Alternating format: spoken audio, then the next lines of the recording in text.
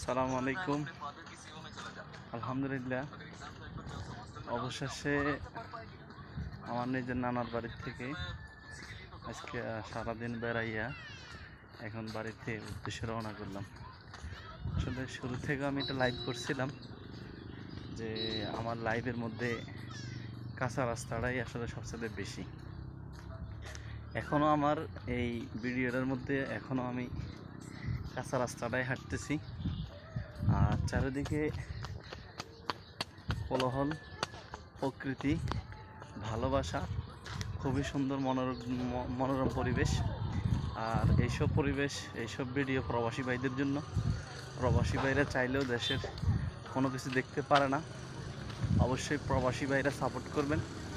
আপনাদের ভালোবাসায় ইনশাল্লাহ আরও বহু দূরে এগিয়ে যাওয়া যাবে। দেখেন গ্রামের ঐতিহ্য, মাছ ধরতেছে আমার পিছনে, আর চারিদিকে খুবই মানুষ কীভাবে মাছের দিকে ওই মাছ ধরার জন্য উত্তেজিত। দেখেন দর্শক গ্রামের সৌন্দর্যটা।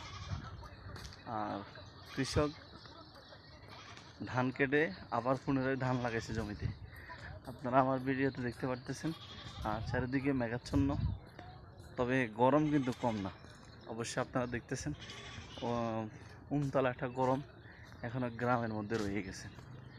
আর বিশেষ করে গ্রামের সৌন্দর্যটা আসলে যে আসবে সেই গ্রামের সাথে গ্রামের ভালোবাসাকে সে কখনো বলতে পারবে না।